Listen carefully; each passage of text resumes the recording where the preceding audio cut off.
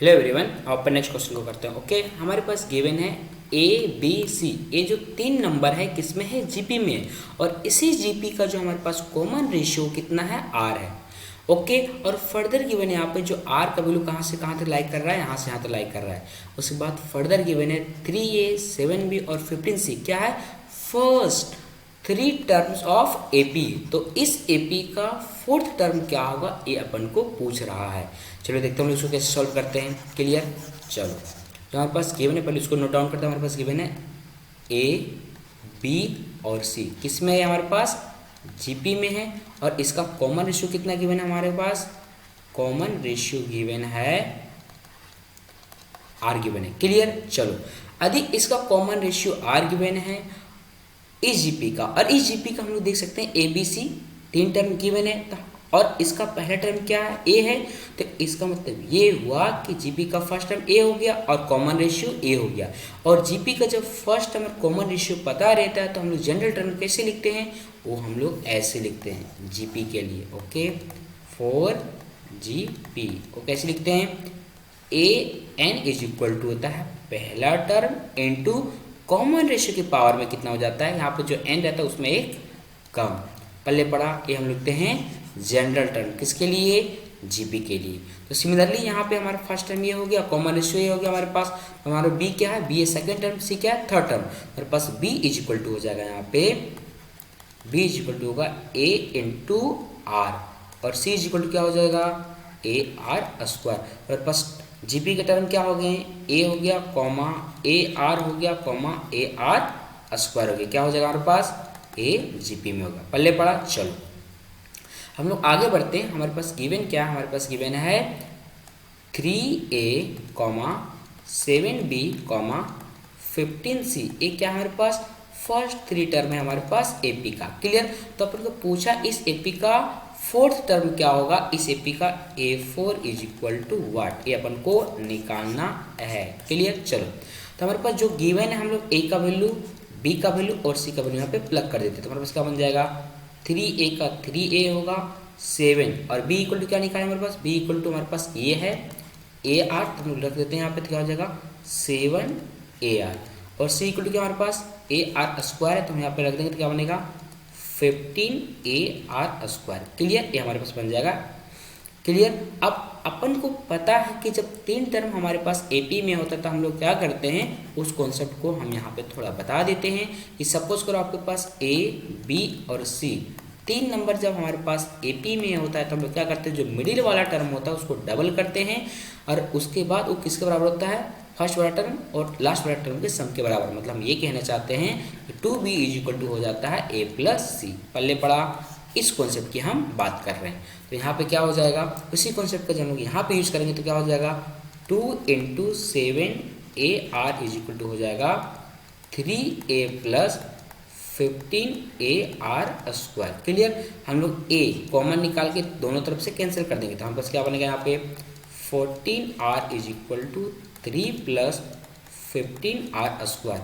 इसको उठा के इधर ले जाते हैं तो हमारे पास बनेगा यहाँ पे 15R square minus 14R plus 3 is equal to 0। ये बन जाएगा। पल्ले पड़ा। चलो हम लोग आगे बढ़ते हैं और इसको हम लोग स्प्लिट करते हैं। क्लियर? तो हमारे पास बन जाएगा यहाँ पे 15R square minus 5R minus 9R plus 3 is equal to 0।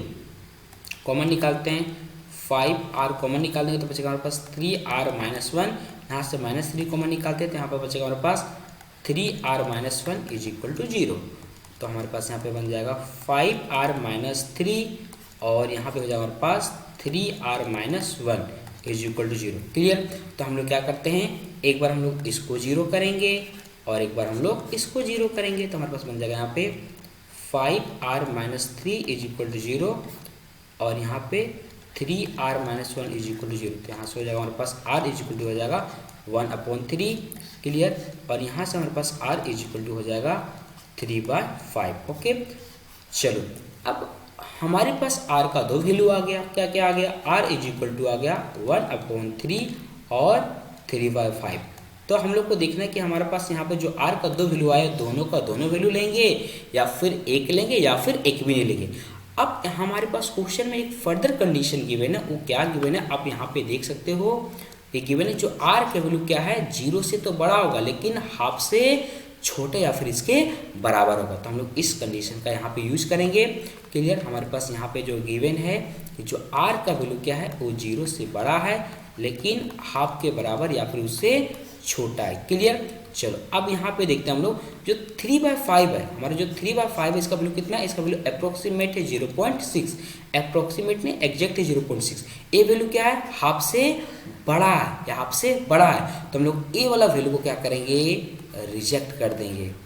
पहले पढ़ा, इसको हम लोग क्यों रिजेक्ट कर रहे हैं, इसलिए रिजेक्ट कर रहे हैं क्योंकि इसका वैल्यू क्या है हाफ से ज़्यादा है। तो हमारे पास 1/3 हमारा हो जाएगा, r इक्वल टू हो जाएगा 1/3।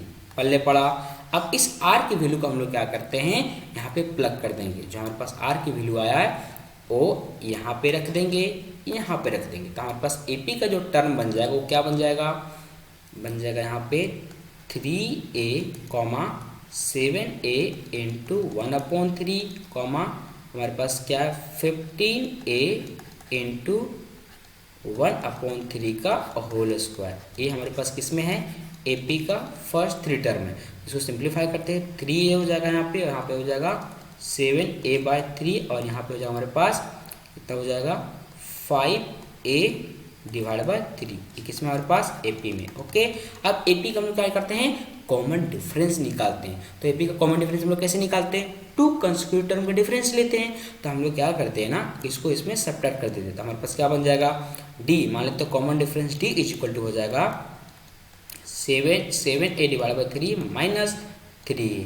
तो हमारे पास यहाँ पे D इज इक्वल टू आ जाएगा -2a डिवाइड बाई 3। क्लियर। अब इस AP का हमारा कॉमन डिफरेंस ये है और हमारा A क्या है फर्स्ट टर्म है। गौर समझो, इस AP का हमारा फर्स्ट टर्म ये और ये हमारे पास कॉमन डिफरेंस।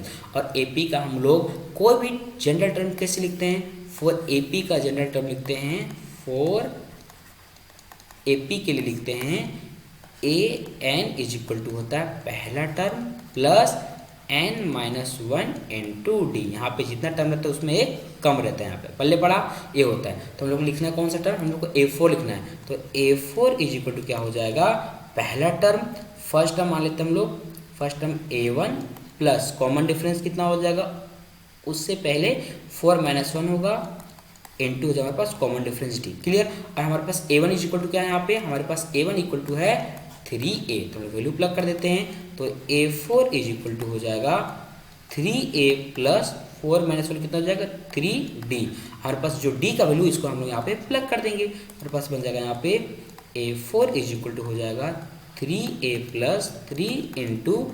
-2a/3। क्लियर। ये 3 से 3 कैंसिल हो जाएगा, तो हमारे पास बचेगा यहाँ पे A4 is equal to 3a minus 2a। तो हमारे पास फाइनली बन गया A4 इज इक्वल टू बन गया A। सो हमारा इस AP का 4 टर्म क्या बना A बना। अब हम लोग देखते हैं कौन सा ऑप्शन हमारा करेक्ट है।